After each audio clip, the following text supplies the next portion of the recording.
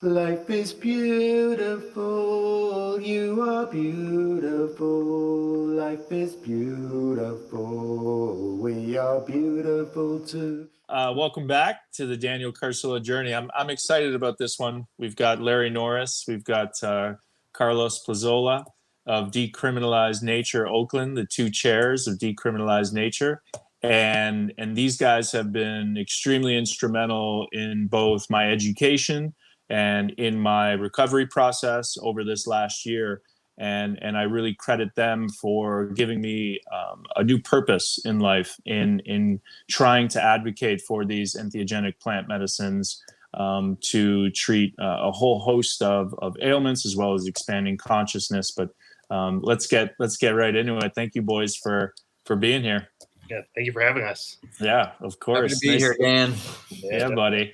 So the first thing that I want to kind of delve into is just how did you two guys meet, and maybe you can both take some time to touch a little bit on your personal story and what called you to these medicines and what called you to advocate so passionately for their use, their responsible use.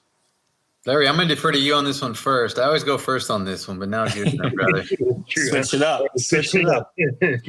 All right. So I'll do Carlos's bio and he can do mine.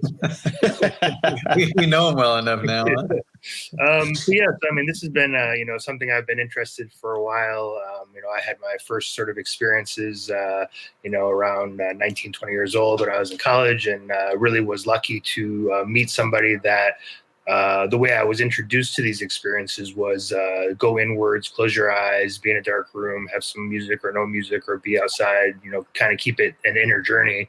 And I think that was really helpful because a lot of my friends at the time were going out and partying and doing things like that.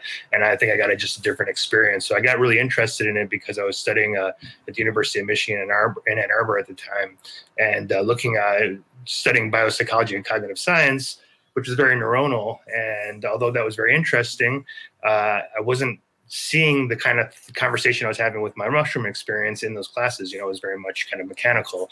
So I became very interested in what else is there. So I started kind of an exploration from there. I did graduated in '98, and then did a big long road trip. I actually went to visit MAPS. MAPS had a little office in Charlotte, North Carolina at the time, and was like, hey, where are people doing this research? I'm really interested. And there really wasn't anyone out there that was doing anything sort of explicitly. They were hiding the research behind something else. And so took a little sabbatical. During that time, came across ayahuasca. That was really helpful for me, both in terms of healing some deep stuff, but also in creativity and realizing like, wow, there's a much larger expansion of consciousness than I ever could even think of before. And so that really got me interested. I went back to school.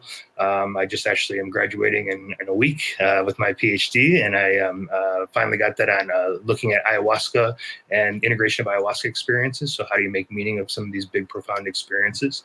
I went to school at CIS, California Institute of Integral Studies, which started in about 2009. I created a student group there called ERIE, which is Entheogenic Research, Integration, Education. I co-founded it with a bunch of other students. We did a bunch of educational events and kind of came across this understanding that people were feeling isolated with their experiences and they needed to kind of come together and share it in sort of a container, but we didn't want a hierarchical structure because we're all feeling that we were students to the plant. So we came together, we started these peer integration support groups in about 2011. So we've been doing that for about 9-10 years now. ERIE got its nonprofit status in about 2015. So we've been nonprofit since then, working in the Bay Area. Luckily, through some events we were hosting, I think Carlos went to an event we were hosting and came across him, and then he invited us to check out his place, The Haven, to talk about conscious community and reciprocity and some really beautiful things happening in Oakland. And it was just one of those synchronicities where all the right people were in the room at the right time, and the conversation started. We were discussing Oakland, we were discussing Denver, we were discussing Oregon and Denver, discussing the dynamics of the two, decriminalization, legalization, and we got in the conversation of, could we do this here in Oakland? And sure enough, 7 months later, we ended up doing it. And I think we spent a lot of time strategizing and thinking and really going through the process of what are the important things in this conversation? What are the things that are being missed? What are the narratives that aren't present right now? And I think for whatever reason, the nature narrative, I think it's not for whatever reason, it's pretty obvious, but I think that really hit with a lot of people in terms of like really feeling connected to that, really feeling like their voice was being heard. And so now you see this sort of explosion of national movement, now international movement of people getting behind this. And that's been really exciting to watch happen. So I'll stop there because I'm sure there's more, but I'll let Carlos do a little. Sorry for the long one there. Oh, good, I love Larry. What Larry said. That's great. Carlos, tell us a little bit about you and your background and how you were drawn to this type of work. Yeah, I'll start by saying that I'm really, I feel grateful to be here and part of the movement. It feels, frankly, like home. It's probably given me more meaning in my life, aside from my wife and children, than anything else I've ever done. But I'll give you the condensed version, but I'll start 300 years ago. It actually does bring me to this moment. I was reflecting the other day. Why is this so meaningful to me? I was, as a 4-year-old, 5-year-old, I can remember being out with my father in these little fields in Mexico, planting corn with him. And, he was part of a mixed race. On the one hand, his father, who left very young, was of kind of European blood, blonde hair, blue eyes. His mother was indigenous. And his father's history came from the plantation owners out there, which were the hacienda owners that got there in the 1700s. They were the colonialists. And my grandmother was the ones who got pushed off the fields and pushed off the land, rather. And she was kind of the town poor person who went out and washed everybody's clothes in the creeks. And so my father grew up with this really interesting history, very traumatic for him. But my own experience in growing up was really just touching the dirt, playing in the dirt, being in the fields with him. It always stuck with me. My parents divorced. He stayed back. He loved his land. My mother wanted to be in the U.S., but that land always connected with me. So even though I had this kind of immigrant experience in the U.S., had a lot of trauma with it, in the Mexican immigrant community at the time, Chicano community, there was a lot of drugs, PCP. There was a lot of incarceration, a lot of struggle, stress, drinking, a lot of violence, a lot of kind of the cockfighting mentality in the Mexican community. That's kind of what I grew up with, but I always had this deep connection to the land. So it always was healing to me. So at a very young age, I started gardening, and it was sort of my solace, my place of peace. So I got my degree in biology, and then I got my master's in environmental science. Always that deep connection. I lived in the rainforest for a while, and then I decided that my life was really going to be about learning the tools to create change, to live better with the land and with each other. So I started getting trained in social organizing, community organizing, political organizing. And then business. I landed in business the last 15 years. So by the time I had my first mushroom experience, because in the Chicano Latino community, we didn't really do psychedelics or mushrooms, right? We did drugs to get high and escape. And so reading Michael Pollan's book introduced me to the therapeutic power of mushrooms. So I did a mushroom journey, and it absolutely blew my lid. My initial response was to be in awe of the power of these plants. To just reboot our default mode network. But after I got past the awe, I was pissed. I was like, who didn't tell us about this stuff, right? Like, what do you mean the psychedelic community knew about this for 40 years and hasn't told our community about that? So then it became a mission of mine to just tell people. So immediately I was like telling people, yeah, I did mushrooms. It was fucking amazing. And I would go out and just tell anybody because for me, it was about getting the word out. So when I met Larry, and the psychedelic community there, it was for me instinctual to just figure out how to get the word out. And these guys knew so much about all these plants, so it was just a good synergy to do that. Well, the word's getting out, like Larry mentioned. And how many cities, how many countries is the Decriminalized Nature movement in? I've lost track. I actually was looking through. We've been sort of gathering all the emails. I think we're at like 550 or 600 emails now. It's kind of ridiculous. But that represents, probably 120, 130 cities across the U.S. Over the coronavirus lockdown, we talked to about 25 different cities directly, which has been really great. Really sort of helping them with any kind of questions they have, organizational stuff, putting resolutions together. I know that we had a talk today with Colombia. We had a talk. I think Chile is going to be coming up soon. Santiago, Chile. Some folks in Ireland, some folks in the UK. So there's people all over the place that are really, really fascinated about this. I think we even had some infographic or graphics downloaded from Moscow. So, somehow the word is getting out, which is pretty amazing. How this sort of moves is also interesting because our sort of model is very open source and decentralized. So we sort of believe in a bottom-up grassroots approach and really allowing the flavor and the language and the sort of context and the cultural sort of relevance of each different place to really speak the language of this sort of bigger movement. And then we can kind of network together and really learn from each other. And I think that's what's really beautiful about this. It's a great learning opportunity. And we really see this as we're part of a larger movement more than anything else. So is that, would you guys say that that's the major difference between Decriminalize Nature and, say, the Oregon campaign to legalize and then the Denver decriminalization? What did you want to do, or what did you want to create that was still in synergy with them as far as the decriminalization aspect, but how did you want to differentiate this movement from those two, and how did you guys come to that as a group? I think what Larry and I and the other board members and the original people who started Decrim Nature, really it was about that deep connection to the natural world first and foremost, right? And you get that connection when you're using the or healing with the entheogenic plants. You get that deep connection. And so for us, it was always very much about kind of this bottom-up grassroots movement, empowering people to have their own relationship with these plants and fungi in a way that brought them greater empowerment to heal themselves, and then in turn open them up to connecting with other people, with nature, and then in that way healing our relationship to the planet. It's always been part of the ethos and motivation of the group from the beginning. Very nice. I think that, if I may just jump on that too, I think what's sort of the most obvious is that we went for more than mushrooms. And that was both Oregon and Denver just stuck with mushrooms. And I think that speaks to what Carlos is talking about here, which is that we want to really have a bigger conversation about nature, not, this plant or this fungus or what have you, but let's bring all the people together. Let's talk about our unalienable right to develop our own relationship with nature. And we really kind of stepped outside of the typical sort of drug policy, because this is kind of an angle and philosophy that hasn't really been touched on too much in this realm. And I think that's also interesting, because when we started, we were told by so many people, if you go more, it'll never work with more than mushrooms. Mushrooms is all it'll work with. And we're like, hey, we're in the Bay Area. All these communities exist here. In fact, a lot of really amazing stories here from people from Iboga, from ayahuasca, other things like that. Let's bring everyone together and kind of come together in this sort of unified moment. And that's what we're finding, is this transcends politics. It transcends all different sort of differences that people are having, just to be able to connect with nature. And I think that's been really profound and beautiful for me to watch. So yeah, that's so for everybody out there who's not familiar with the movement, Decriminalize Nature is about decriminalizing cacti, ayahuasca, iboga, ibogaine, and psilocybin mushrooms. Is that correct? Yeah.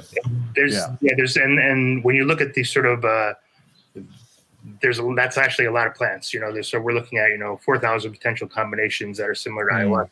You have 5 to 10 different plants that have ibogaine in it. So there's a lot of different things, and we've actually been checking in with a lot of different local areas to see, for them to sort of research the local flora and fauna. So for example, here we have star jasmine that grows everywhere. It's like an invasive species. Landscaping trucks cut it up, throw it away every day, and that has ibogaine in it. So we don't need to go to Iboga or to Gabon to get Iboga, but there's actually stuff here. So I think in every area, and that's what's beautiful about this, is these plants are ubiquitous across the world. They're all over the place, thousands of opportunities to sort of learn about nature and sort of bring that bewilderment back, I guess, to, hey, there's something amazing here in this plant that's growing out of the ground, right? Right. So you guys come together in Oakland after you see what happens in Oregon and Denver.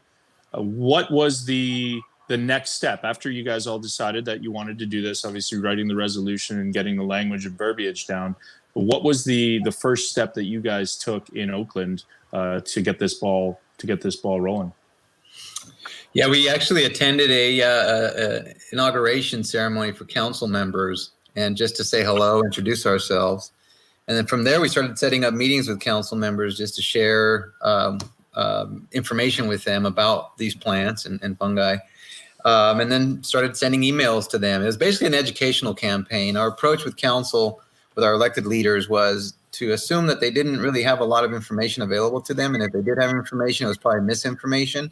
So let's do them a favor and actually tell them about these great plants out there that they probably don't know about. Let's share the information with them.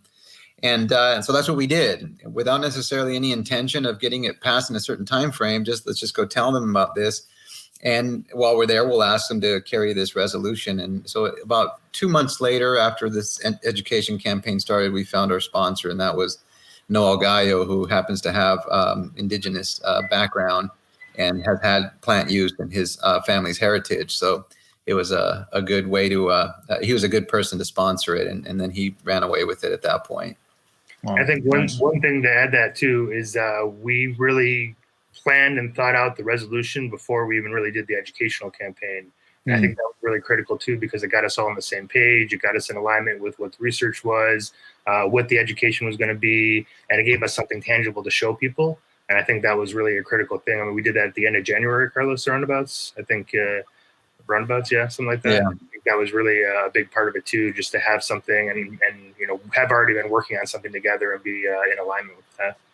Nice. Well, I'm just thinking, like, there's a lot of education out there. There's a lot of science out there specifically on psilocybin. What are some of the greatest benefits that you've seen scientifically, Larry, as far as the properties, neurogenesis, or albeit others with ayahuasca? Can you speak to what you've seen through not only the science, but also personal and anecdotal stories? Yeah, for sure. Yeah.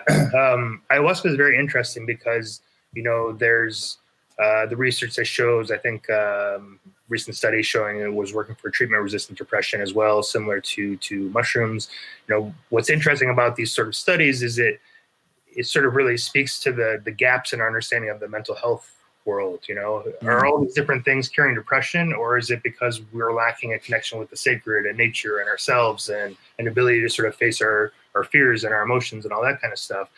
So I think this is what's also really interesting about this world is we're going to really start to unpack what is depression, what is anxiety, what is addiction, what are these other things, and then really sort of see what sort of some of the underlying factors to that.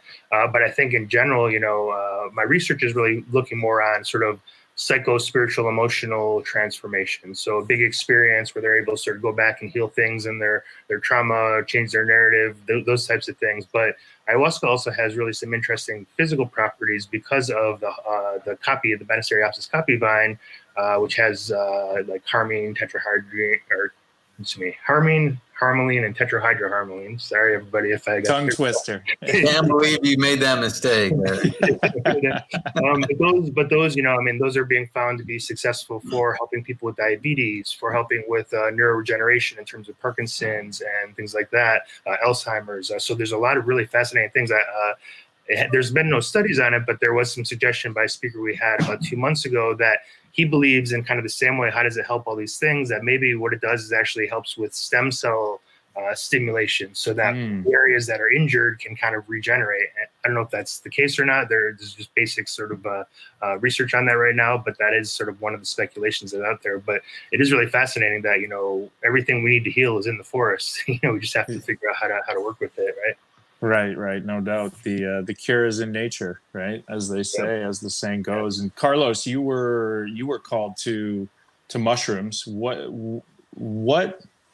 Like, I'm wondering how somebody goes from your background to where it's not really talked about and it's not per se normal, heavily stigmatized, to being called to do this medicine. The same way I was suffering anxiety, depression, suicidal ideation. But what convinced you to kind of, take that next step and really delve in? Yeah, so I read Michael Pollan's book at the time, and a little bit of background on that is that I had lost my mother about 5 years earlier, and it created a bunch of drama and trauma in my brother-sister relationship that kind of had been born out of childhood that then emerged, and so it left me sort of trying to figure out what it all meant. And so I started getting into yoga, meditation, reading a lot of physics books, trying to find sort of meaning. And then they all led to the same thing, which was kind of this empty void, the nothingness, right? You get deep enough in physics and you realize it's all just probability theory and it's all just mathematical equations. There's no meaning there. And same thing with meditation. And so it was like, well, where is the meaning in all this? And then I read Michael Pollan's book, and he talked about the various plant medicines. Well, the one that was most accessible to me, because I actually knew somebody who could get them, was the mushrooms.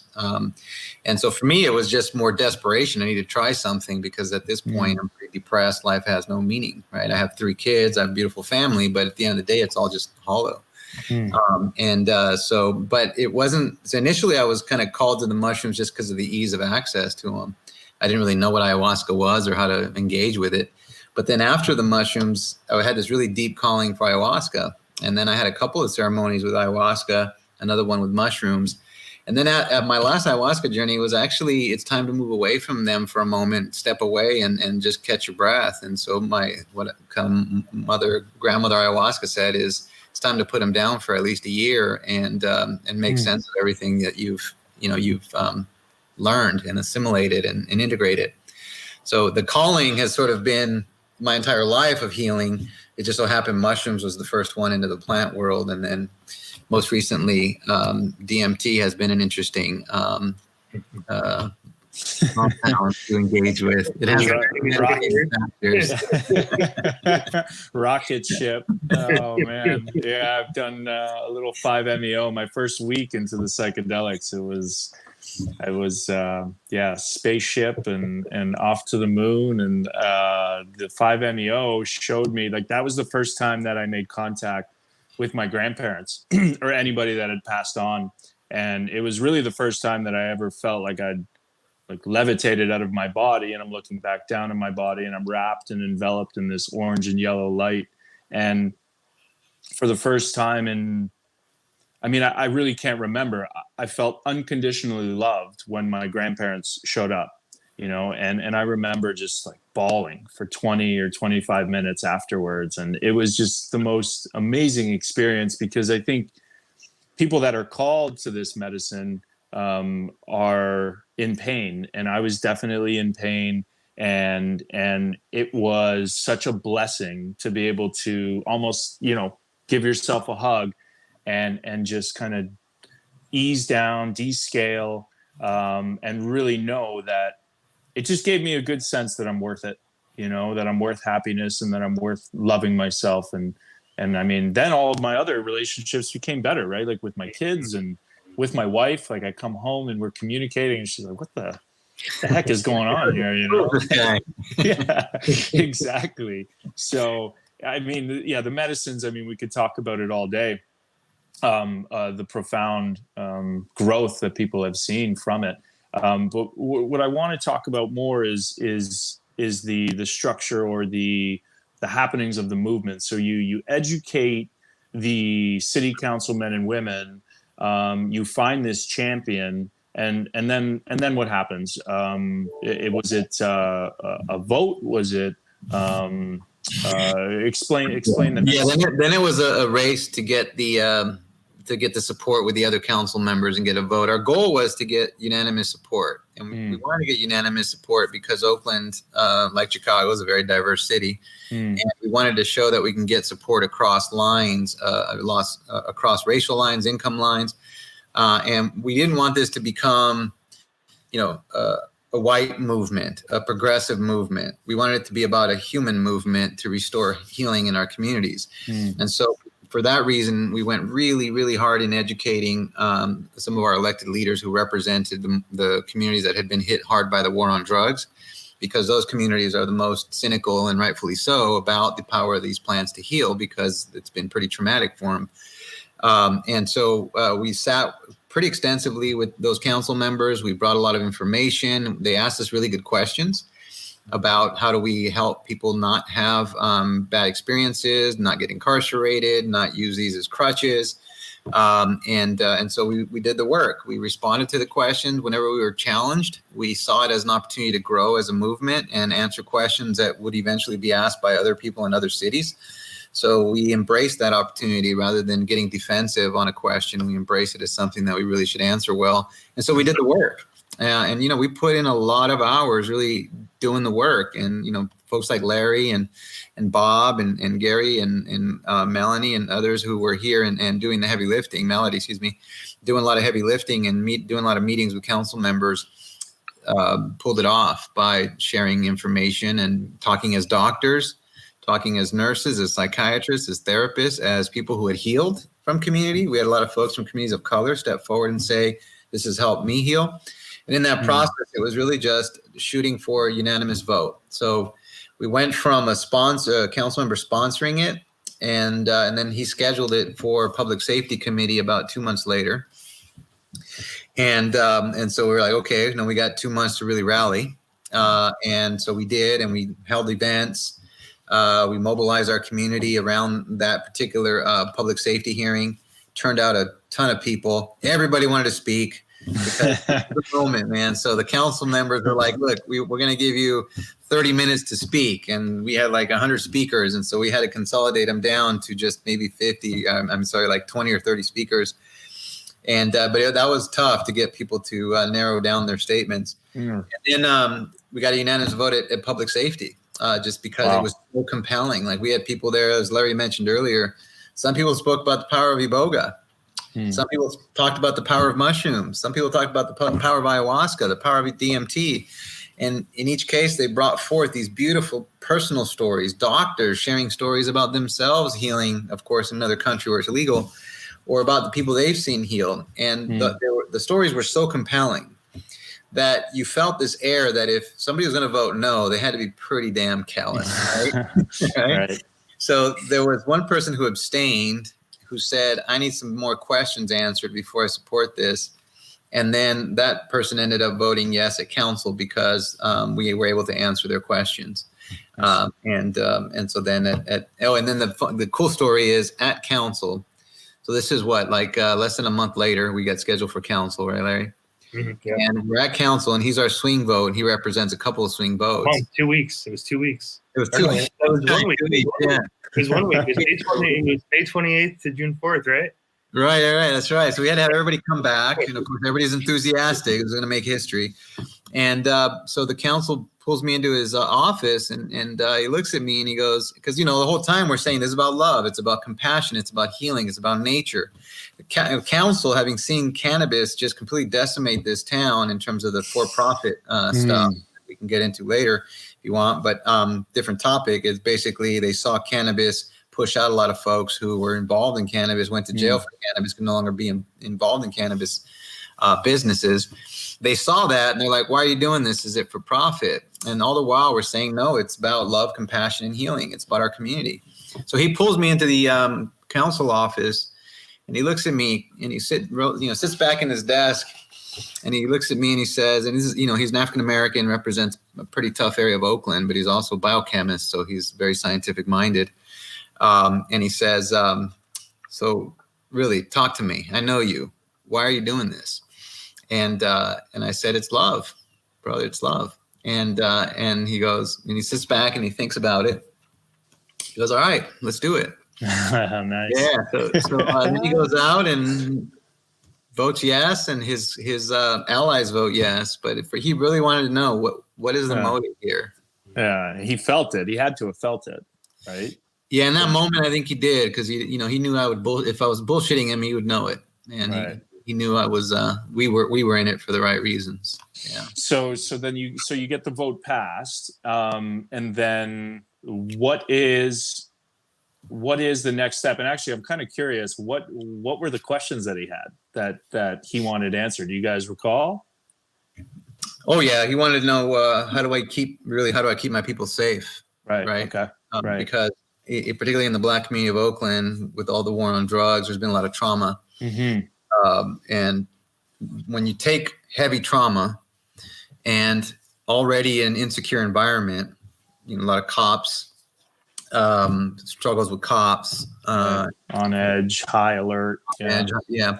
And then you do heavy doses of mushrooms, or you risk people doing heavy doses of mushrooms, you can have a volatile situation. if you're Right. not careful, right? So he said, one, what are you going to do for education to make sure people know what they're dealing with? Right. And two, how are you going to make sure that they can enter this space carefully, microdosing? So Right. we went back. Maybe Larry, you can take it from there about what we did to educate on that front. Yeah, sure. I mean, I think there's kind of another side part of that story too, which is for me, I never, before December of 2018, I probably would never have thought this could have possibly even happened, because I was very disillusioned with the government process, with the democratic process, with the idea that the government works for us. It just, to me, didn't seem possible. And so this was really a healing process to watch this relationship build between city council members who do care about their community, who do care about, things that maybe previously I've been like, oh, okay, this would never work. On the day that we met was the day before the final vote, and I was there. I think I was the first one that arrived, and there's like 4 or 5 very large police officers standing in the lobby. And I was like, oh, okay, so what's this? And those police officers followed us all the way into the office, and so kind of we're sitting down, and now all of a sudden we have the council member, we have a variety of police chiefs, and different people like that who are also really well researched, and and I think that for me was really healing, to sit down and not know what to expect. And for them to be, very, very interested, like I said, knew the difference between subtle, chemistries, wanted to know things like, what do we do about, public disturbance? We talked about, not on school property, how do we work with, driving under the influence? Of course, those are things that make sense. You want to make sure that those are, not happening. But I think that was really healing for me in terms of being able to have that conversation. And I think for people out there that are listening that want to do Decriminalize Nature, even if your resolution doesn't pass, if you can have those conversations, how important that is, because those are the front line of the decision-making process, on the ones who are making those rules. And if you can show them and educate them, like, hey, this is actually something that's really positive and beneficial for people, healing for people, I think you've already made a win, whether or not your council passes. Of course, at the end of the day, we always love to see the council pass everything, but every single conversation, I think Carlos mentioned this talk we had the other day, every single conversation is a win, because it's education, and you can't lose with education. You're teaching someone something new, you're getting rid of the misinformation. So I think that was really important. But it was kind of the basic questions, and these kind of questions, both came up in the cannabis world, and we're seeing them come up with different cities too. It's like, what about driving? What about children, public disturbance? So there's these kind of common sort of themes that come up over and over again, which are based kind of in, fear and misunderstanding from a long history of misinformation and propaganda about the dangers of these plants, which are actually proven over and over again not to be true. And mushrooms, I think, are one of the safest things you can take. Alcohol and tobacco are much, much, much higher. So. Yeah. What did I say the other day? The LD50 for psilocybin is 1,600 and I believe 46 grams. Oh, wow. So good luck getting that matter down. Get your blender going. Right. So the vote happens, and then I imagine the real work starts, right? To try to implement all of this education and all of this policy to protect people and to really educate about what responsible use looks like, right? Yeah, it was actually interesting because first, there's massive celebration. That night we went over and just kind of hung out, and we reveled in the victory and really felt good. And then we said, okay, we got to have a board meeting. So then we had a convening of the board a couple days later, and we get there, and then everybody's just really somber. Everybody's quiet. Suddenly we realized the magnitude of the moment, right? And now we have this responsibility. What have we done? We've opened up this conversation amongst people that may not have ever tried this before. And now they're hearing from their own leaders that these plants heal. Well, everybody wants to heal. So of course there's going to be people now stepping forward and saying, I want some. So then we realized it's all about education. So that's when the education campaign started. But it also started this whole conversation within our own group about, do we just stay local and not support other groups, just kind of hunker down and go quiet again?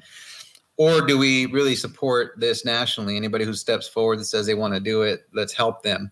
And I think really at the end of the day, we decided to well, obviously we decided to go national because we're national, but some folks prefer to just stay underground because they wanted to protect what they were doing, which is good healing work, but they wanted to protect it and not get too out there publicly themselves. Right. So we respected that. And so then we created, we sort of went two different directions. Some folks who want to support it nationally moved the Decriminalize Nature forward, which is what we're doing now. And then other folks stayed local to just do the underground education work.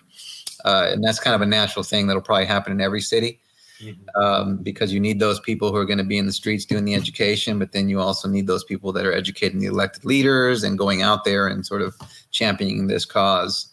So, I think if I can just touch on that too, I think it was uncertain, I think, after we passed, if it would be a national movement too. I think that was like, okay, we did this thing here, but then I think maybe 5 days before the final vote, Berkeley had already contacted us, and we kind of already were talking to a city council member there, and we're like, wow, this might be able to just transfer pretty easily over other places. And, you know, Berkeley, Santa Cruz, you in Chicago in November, or just a few months later, you guys were knocking it out there, getting some news, and that was just amazing. I think that was such a huge moment for the movement. You know, even though there was some confusion around that, you getting an agenda and you kind of having that really big statement out of Chicago was just like a jaw dropper for folks.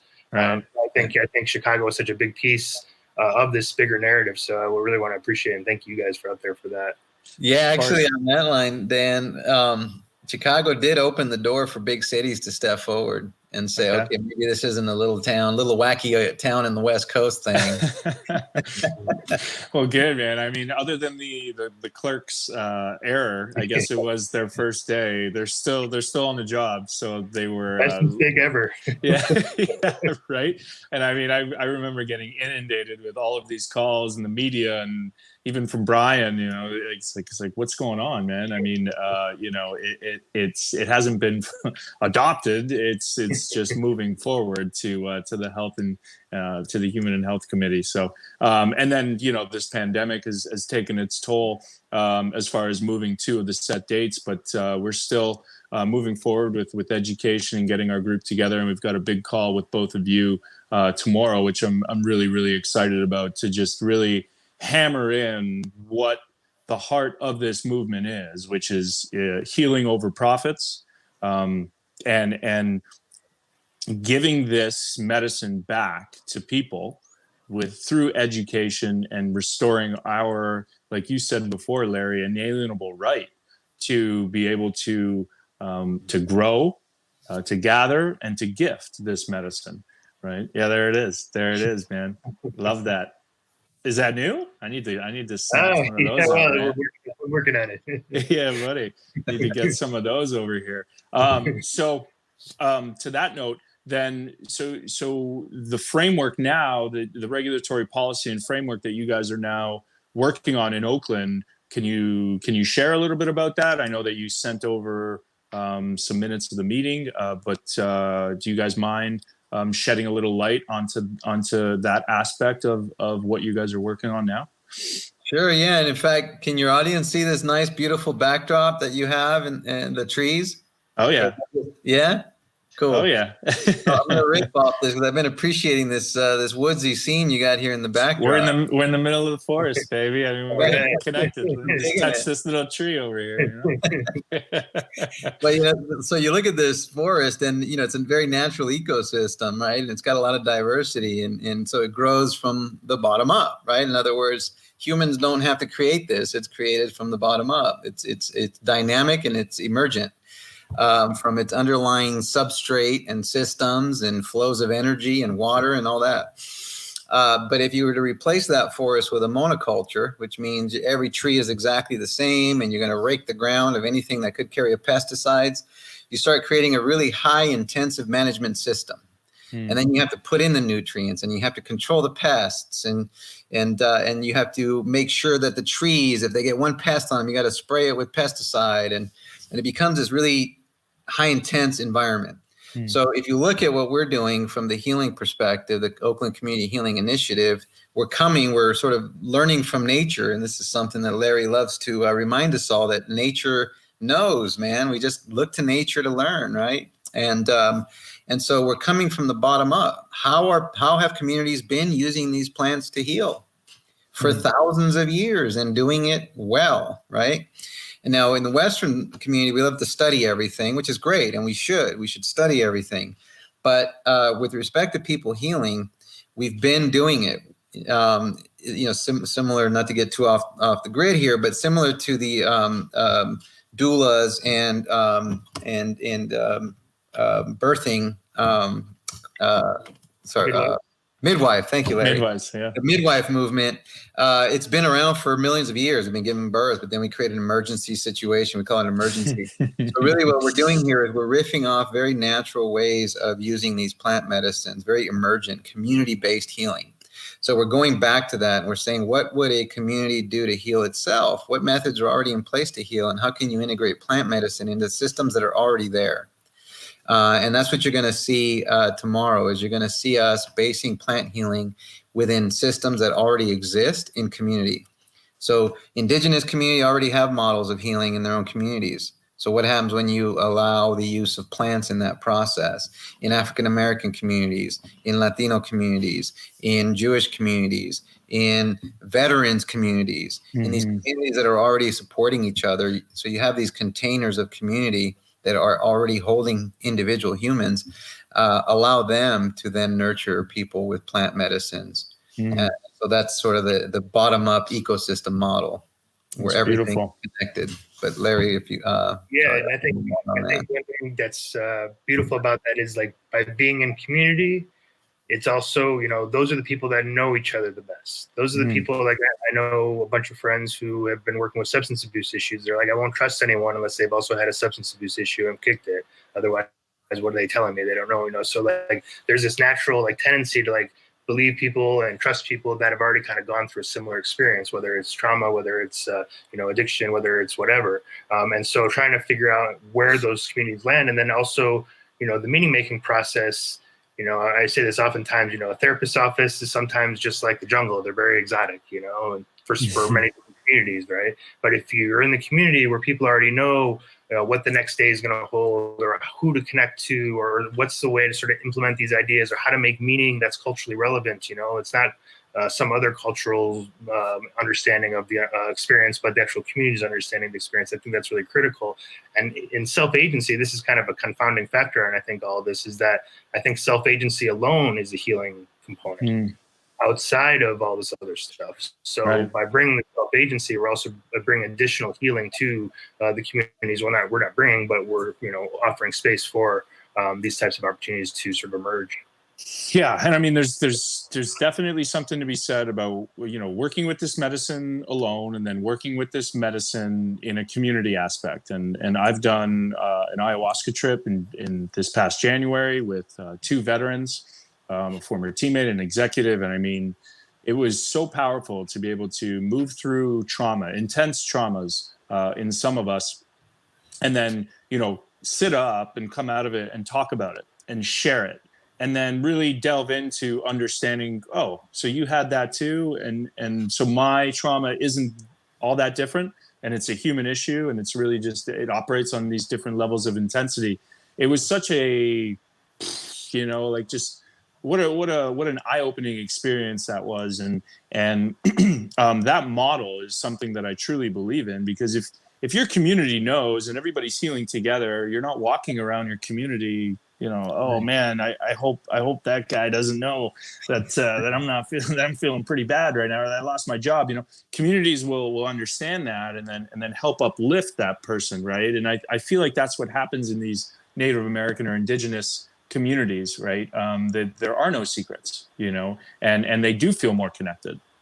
Yeah, and what happens? It's really fascinating to think about what will happen if we allow these plants and fungi to really influence how we heal in community and through community. Where are we going to be in 30, 40, 50, 100 years from now, when all these communities are healing with plant medicines, growing their own, and sharing plants like it's tomatoes, right? Developing a culture of healing around plants, an understanding of nature, because now they have agency to grow their own and heal from their own plants, where they realize their consciousness is theirs to own, to heal, to expand. I mean, it's a really amazing thought to think about the emergence of humanity in relationship to these plants. Yeah, I agree.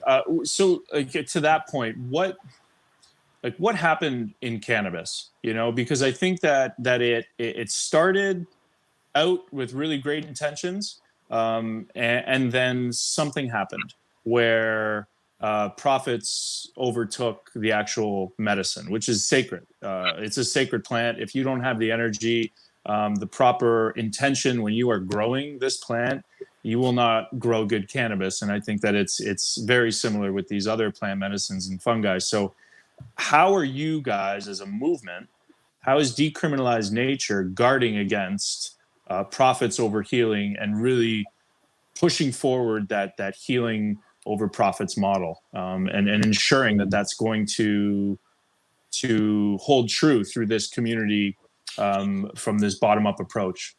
Yeah, and actually, I want to reiterate what you said. Anybody who appreciates the healing power of cannabis and the beauty of cannabis knows that organically grown, carefully grown, well-grown cannabis is so different from something that's grown in inside with pesticides or whatever, thousands of chemicals are in there. I wrote a piece about the three horsemen of cannabis that really screwed the movement. And the one that I didn't talk about, the fourth horseman, was racism, which was pretty blatant, at least in Oakland. But the three horsemen were, crap, Larry, I'm going to forget these. You're going to have to tell. It's been a while. Scarcity, regulation.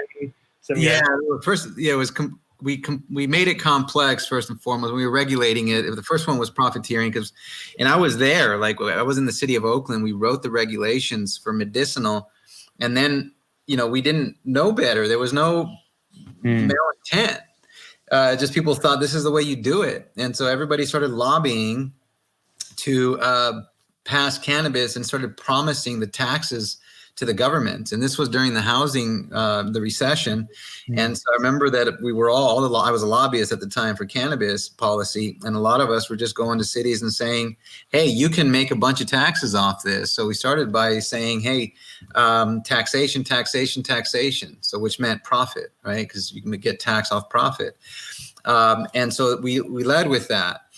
And then after that, we went with regulations that were very complex. Instead of just using pre-existing regulations, like, hey, we already have a Department of Agriculture, we already have a Department of Health, we already have a business office, we already have business regulations. We wanted to reinvent everything. And so all of this complex regulation surfaced, and the only people who could understand them were overpriced attorneys.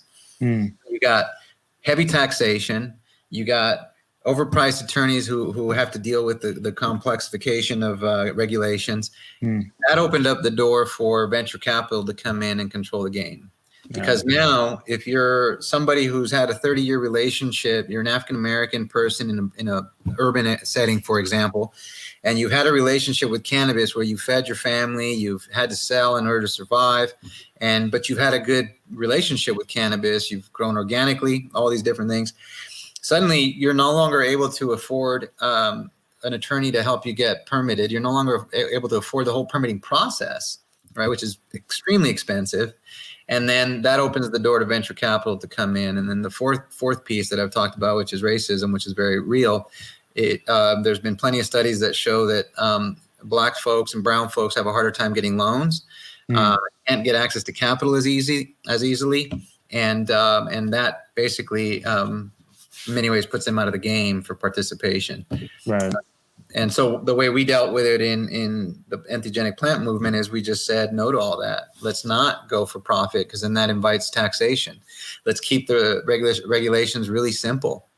And we're still doing that so that anybody can enter it, right?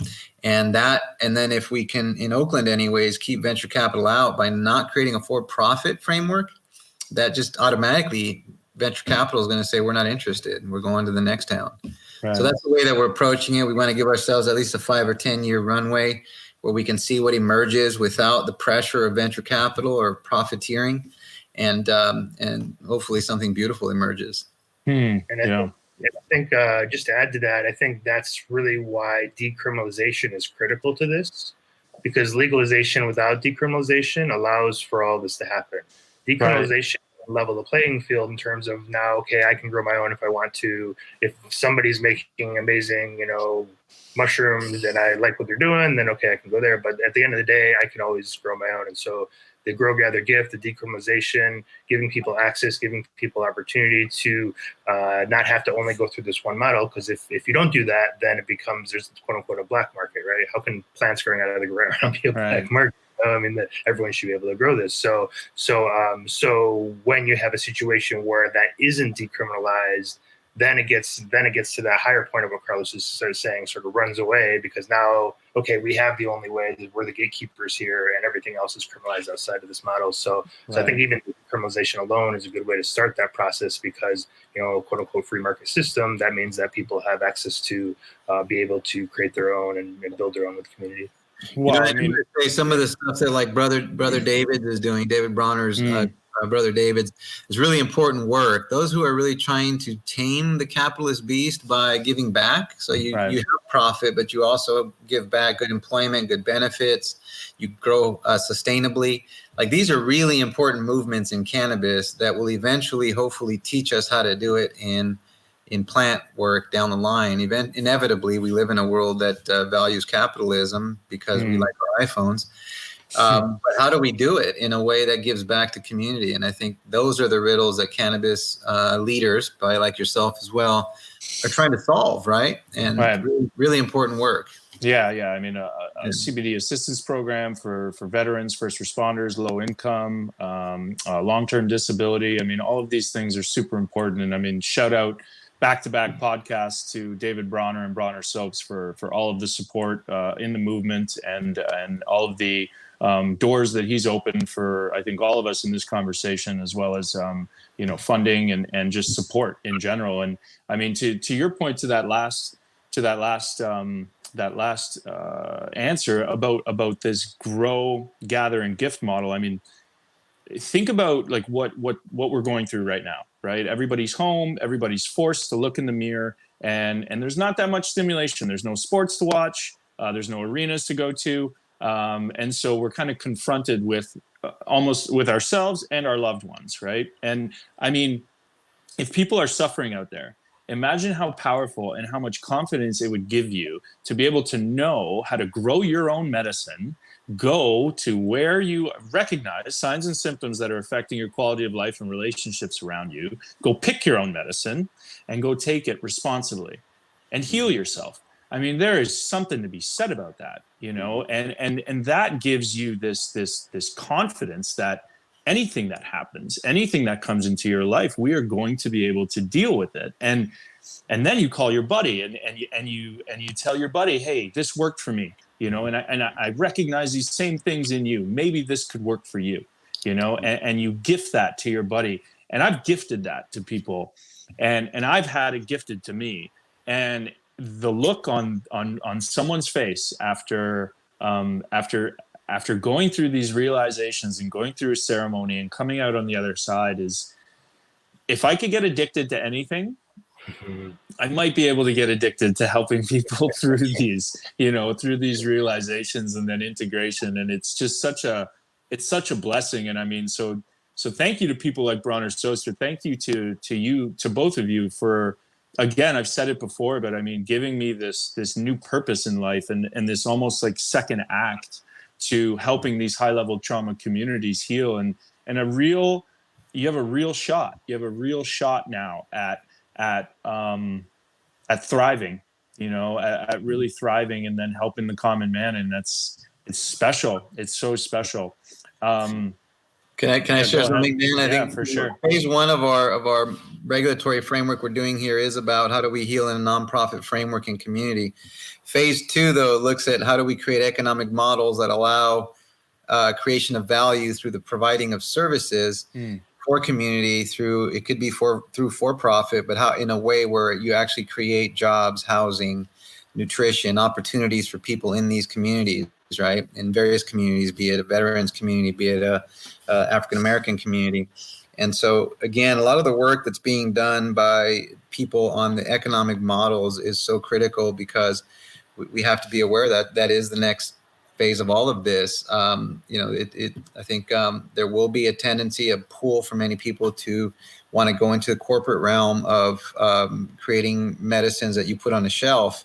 But I think all of us know that the healing that comes from doing ceremony, we're going into it in a sacred way. It's the meaning you bring into the ceremony that you then get out of the ceremony, right? It's the intention you bring in rather that you get out of it. So there's something very powerful about bringing these back down into community, which for us is what this movement is about, empowering community to heal and grow models bottom up. Yeah, go ahead, Larry. I mean, maybe touch upon like what. Also, Carlos mentioned this the other day in a talk we had. It's really about ethics there too. It's we're in an ethical dilemma. You give someone a big experience and you don't provide an opportunity for people to sort of come out of cultural conditions or community conditions or life conditions that make things difficult. Then it's really hard to give somebody a great experience, but don't provide opportunities. And so I think that's what's really going to be beautiful to see emerge from this is like, how do we really pay attention to the communities and build again bottom up. Right. Well, Larry, what are, like, for people listening to this and us obviously talking about the medicines and using the medicines personally, what does responsible use look like? Larry, maybe to you. What does it look like? Loaded question.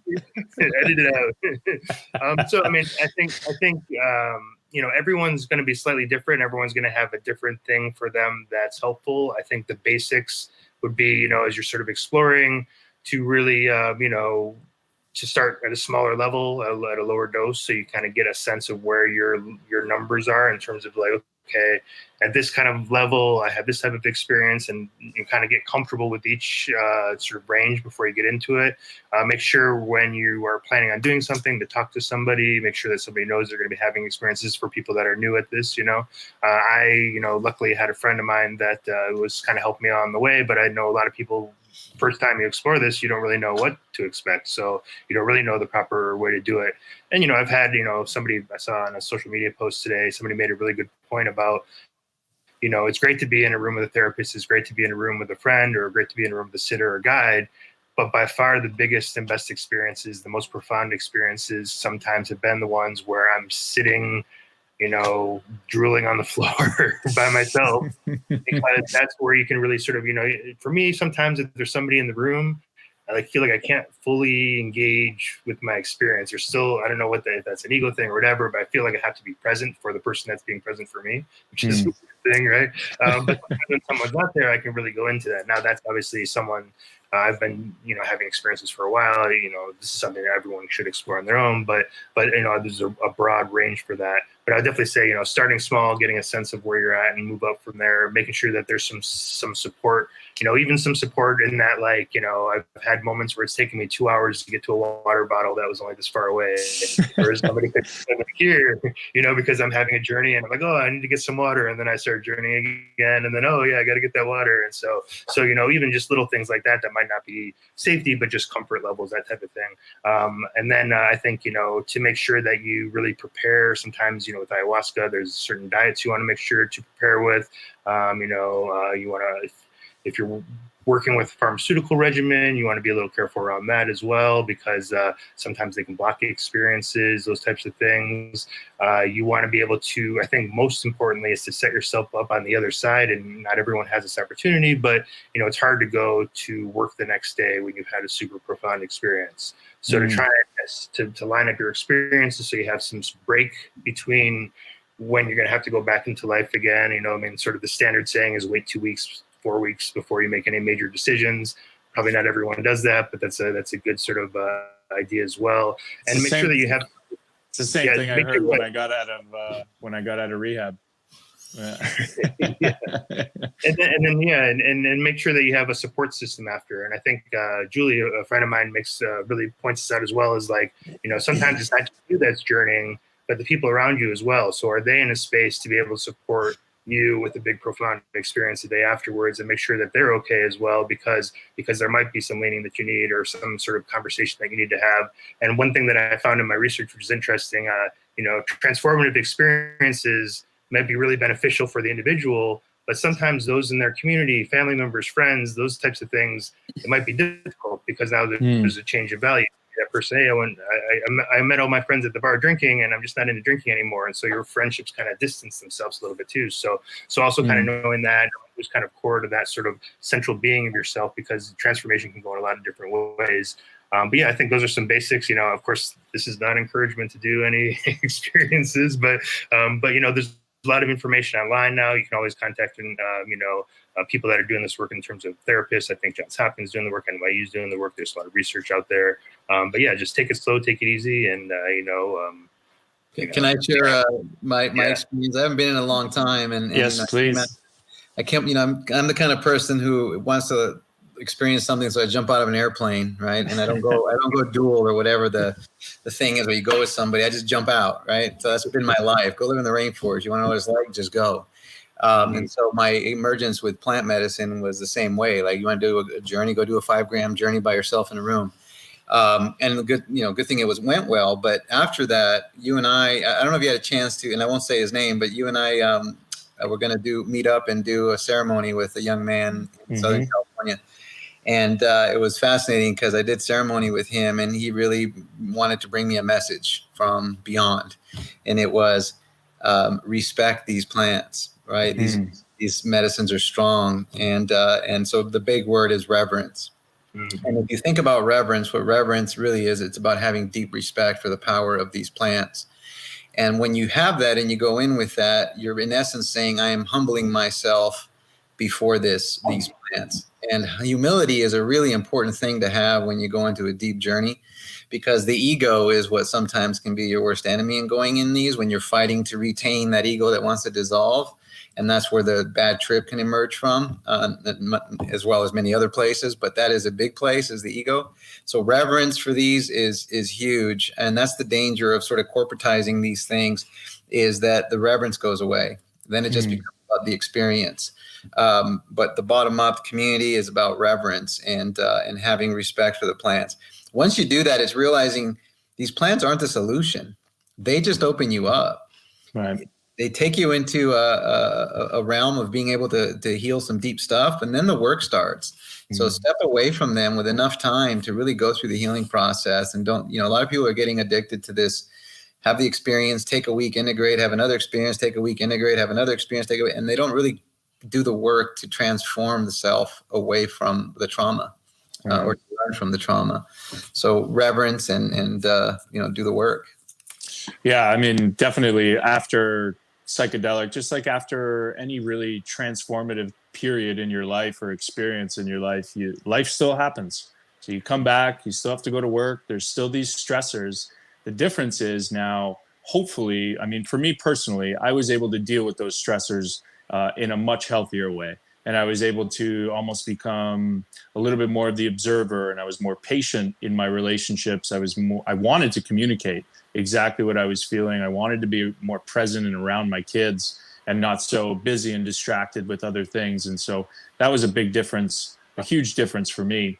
And respect, I mean, you have to respect these plants, and they have a tendency, and I'm going to say this, not as so much a warning, but they definitely have a tendency to bring to the surface what you are suffering from, and they will show you exactly what is wrong.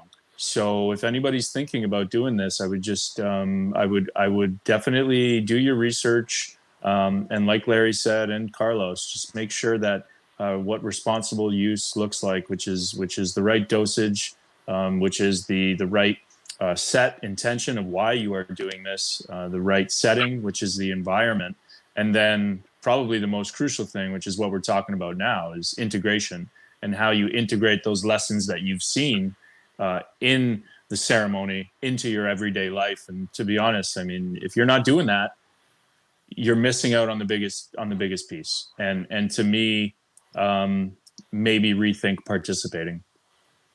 Mm-hmm. Yeah. So Man, this was great. 2 hours. Is yeah.